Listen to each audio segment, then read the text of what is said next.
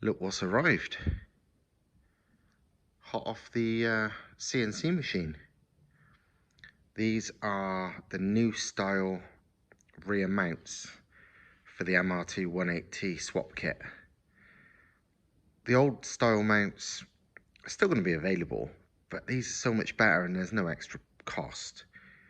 Then personally I'd run these, but for these you have to use a Quattro box originally, because this is not only part of the mount but also an adapter plate to turn the Quattro box to two-wheel drive.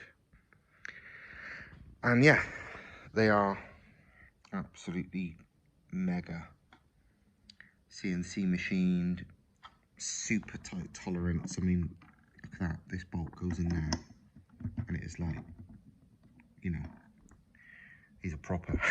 They're really nice. Basically what it is the original mount design. Add a custom mount that then went to the OE, Volkswagen, Audi, what they call the dog bone mount, which is a front mount normally when it's in the Volkswagen. And they're okay, but the dog bone mounts, they're just not the best, especially under big power. And if you'd have seen my car, my MR2, I was having trouble with like the standard dog bone type stuff. It just wasn't coping. And from devising a solution for mine, Thomas sort of designed this, which basically is a brilliant solution, better than even the solution that I've currently got on mine, but I'm going to be using one of these as well now.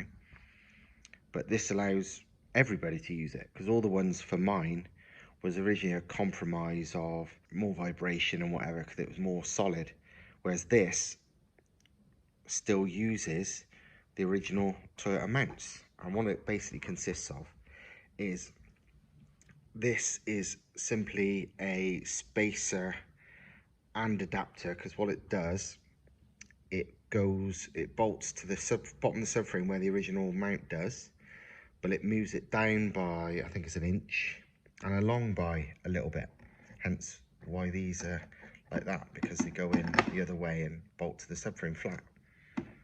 And then the original Toyota mount bolts to that, and then from the original Toyota mount it bolts to there, instead of, it would normally bolt to like the 1ZZ2ZZ engine block, you know, there.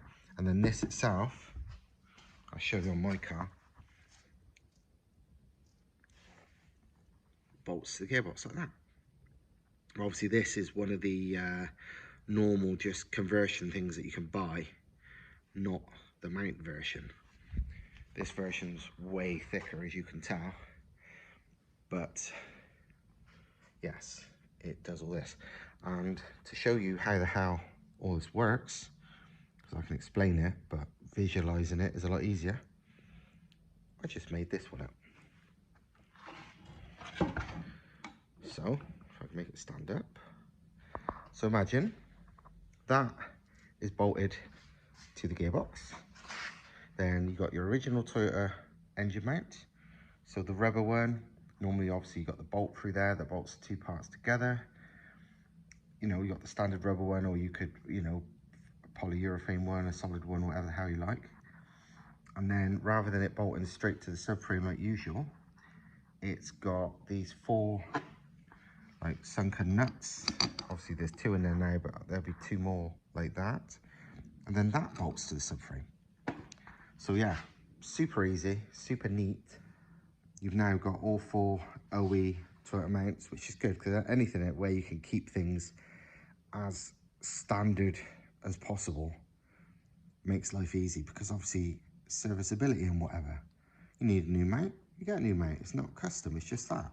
And it's not like you're gonna ever need a new one of these, because these are bomb proof. Look at the size of them, they're ridiculous. But yeah, these things, they're gonna come with the kits. You know, you've got a choice of the original one too if you like, but this is no extra cost. It just means you have to run a Quattro box, but that's better. This is also a part of it, because the 6-speed box, in petrol ratios at least, is 100 times more common as a Quattro box, and also for that reason cheaper, because there was a lot more 6-speed 02M petrol quattro, you know, cars, Audi S3s, Audi TTs. Then there was two-wheel drive ones, because two-wheel drives were only like the Seat Cupra Rs and stuff like that, like relatively rare. And obviously you've got a lot of two-wheel drive 6-speed diesel ones, and although they fit, the ratios are way longer, so you're going to be, you know, a massive top speed but lesser acceleration. Obviously on these, because this bolts to where the transfer box would normally be on a quattro box, you've got the cutouts for the sealing O-rings. Obviously the O-rings will be supplied, as will all the bolts. Two of these are going to be going to customers shortly who's already paid for them. But obviously we've got plenty more. It's not just these four, there is more. And yeah, they are pretty damn awesome. I mean, you've seen what the mounts normally look like anyway. Actually, just to remind you what the other mounts look like, I'm going to show you. These are the rest of the custom mounts. So this is actually the original style rear mount. So bolted to the subframe as per standard. But this part bolts to, like I said, the Volkswagen dog bone mount, which again then bolts to the bottom of the gearbox where they would as standard. This is okay, and obviously it's built literally like a jigsaw, and this is all stainless steel, so they're super strong. And you know, because even without the welds, they don't come apart. They're pretty amazing. I don't know if all of these are welded, but they are super strong and stainless steel, so they're never going to rust, they're never going to do anything. But yeah, this is the original style. You can still have this, but personally it doesn't seem worth it to me. But this is like one of the side mounts. So this is the one where the fluid filled mount on the right hand side would be, and obviously that bolts to the original OE engine mount of the Volkswagen, and then that goes straight to the OE Toyota one. Easy as pie. This is the front mount, and again that bolts to the OE Toyota front mount, and then this bit is like a cradle which bolts to the engine and gearbox where, you know, they would normally mate up themselves. This bolts to two bolts there, sort of under the gearbox, so bracing it from both sides. And yeah, that's awesome. And this is the gearbox side mount, the left hand side mount. So again, this bolts to the OE gearbox, you know, where the mounts are originally, and then this bolts to the OE Toyota mount. That bit there is because the gear linkage adapter bolts to that too. Well, it's this one bolts to that, and that's the adjustment, so you can get it just right. And that is the other gear linkage adapter for the second, because obviously there's one for forward and back, one for left and right. That bolts to the gearbox itself. So yeah, that is the whole kit. Obviously people's been asking, and we do need to do it, but obviously being a small business and having unbelievably small amounts of time, we haven't made one yet. But what we're going to do is make a complete video where either me or Thomas, or maybe both of us, show you how this all goes together. I mean, it's pretty easy. I mean, this is fairly obvious, I've just explained it, but like all the water pipes, all the you know, everything like that, because to be honest, this is a very DIY conversion for a mildly competent home mechanic type thing. It's very surprisingly simple. I mean, technically I'm a qualified mechanic, but it's never been my job. It's just my hobby. I've got NVQs in it and stuff, but you know, that's besides the point. I'm not a garage mechanic at all. I like to play with cars. Thomas is the engineer, but even I can do this lot. I can put it together super easy. So if I can, I would say most of you can. It's not at all scary. But we will have to make a video, completely separate video to this, of course, and a video just on that subject, just showing you how to put it all together, because it's pretty easy. It's just like, if you got a load of bits, I mean, this bits, I've just explained it to you, so that's quite easy. But if you got all the fuel system bits or the water system bits, although there's only a few of them, and it's pretty basic, it's like, hang on, which way do they go? So if we quickly show you, it makes life easy, doesn't it? And we're going to do the same for the wiring loom too, because although we want to get complete sort of plug and play custom looms made, that's going to take time. And while Thomas can adapt them himself, he's just got no time for things like that. It'd be there forever. So what he's going to do, I mean, most people wouldn't, it's kind of giving secrets away a little bit, but to help you lot, he's going to make a video explaining how to modify the loom so it all works. Because to be honest, it's not difficult. You're basically using the Volkswagen, Audi, whatever engine loom minus whatever, you know, plugs or wires you decide you don't want to use. And then it's a few things mated up, a few wires mated up from that to the original Toyota loom, and that's it. And that makes everything work. It's super simple. I mean, modifying 180T looms, Christ, you can find a million instructions all over the internet for, like, you know, because obviously there's thousands of those things been engine swapped into, you know, Mark 1 and 2 Golfs, into everything under the sun. So instructions for that bit is so easy, but the mating it to an MR2 loom to make all the clocks work and to start on the key is also actually surprisingly easy. It's hard to figure out, it's easy to actually do. So at some point, unless a miracle happens and we just get the plug and play looms ready, which I can't see it happening yet, we need somebody to make a load of them, we make a video to show you how it's done, so you can do it yourself, or if you can't do it, you can show an auto electrician or somebody who's handy modifying looms, and they can do it. But it is simple, honestly. So anyone who knows me probably knows I don't usually bother with things like Mikalor clamps very often. I normally use Jubilees because I always find the Mikalors and stuff to be more trouble than they're worth. But because of the amount of boost pressure I was running on the engine, well, I am running on the engine, the Jubilees just weren't holding, and I was really surprised, but they wasn't. And I had some Mikalors, so I tried them, and that fixed it. And then I thought, well, obviously this new setup, I need to buy a bunch more.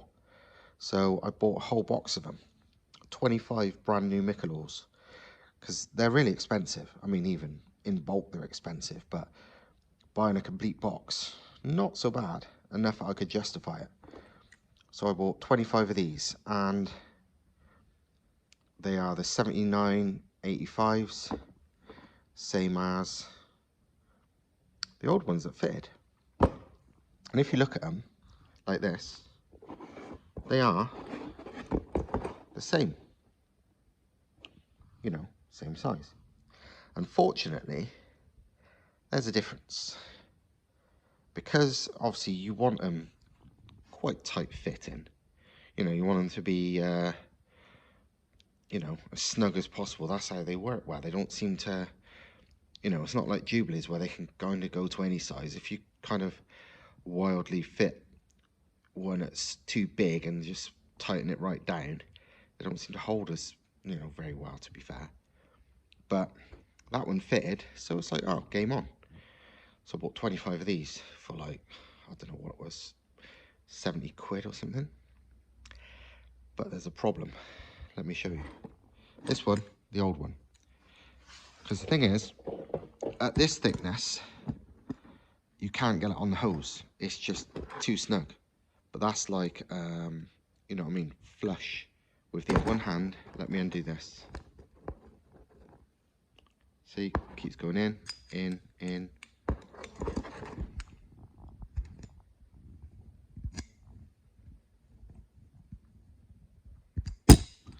Right, that is the sort of maximum out it can go. And as you can probably see, it's a fair bit bigger now.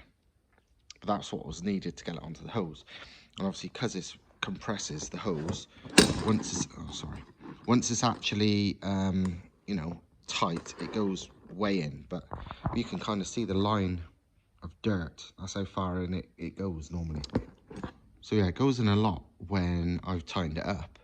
But to get it on in the first place, it has to be, you know, quite a way out. But that's where this one comes in. Obviously, look, it's flush. Watch. Within half a turn of being flush. And you know why? Because look at the end of the bolts. And they're all like it, all 25 of them.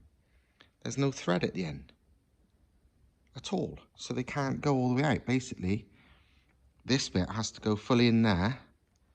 So I'm missing like 5 mil of the size.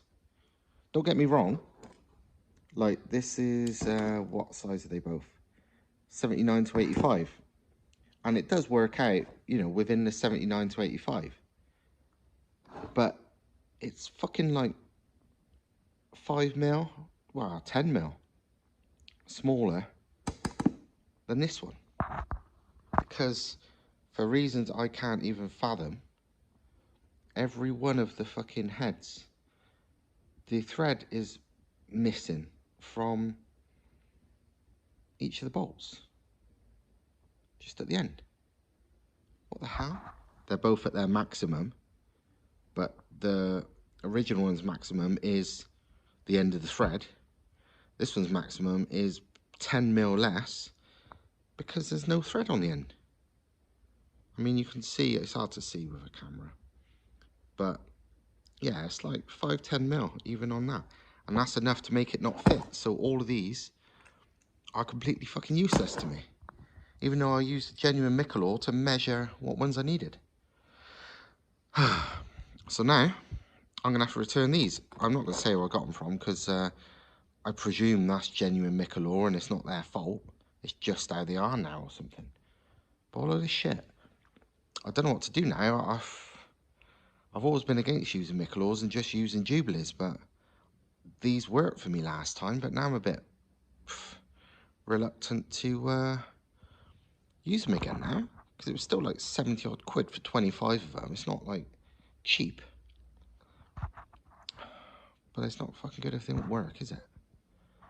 Well, they're wrong.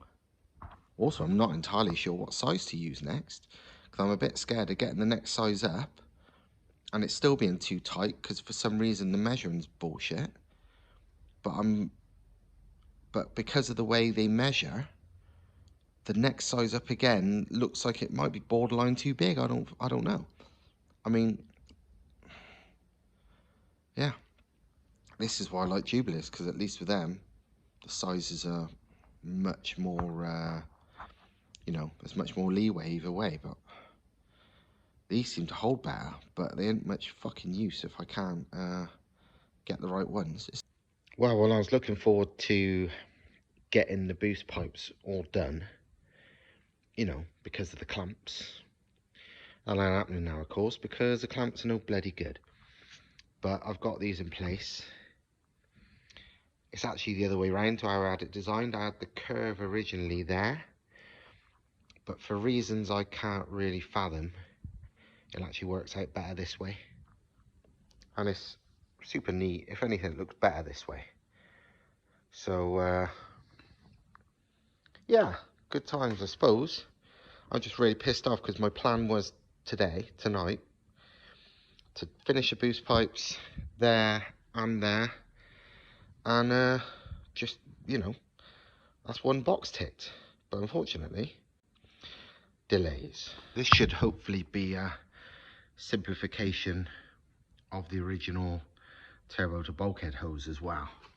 So obviously before it was a million things. Now it's a 90-degree expander. Well, they call them reducers, but obviously it's going smaller to big here, so I call it an expander. And a 45 and a straight and a 45. And it's very, very close to this complicated mess. I can't finish this off until the engine's in and all that, so I've got the exact positions, but at least I know from this it's close. So from here, you know, once the engine's in, I can finalize exactly what it has to be, you know, angles and lengths and blah blah blah, and then Thomas can weld it up. But yeah, hopefully it can just be 3 pieces: the silicone elbow, metal bit in the middle, little joiner on the end. So a lot simpler and a lot less things to pop.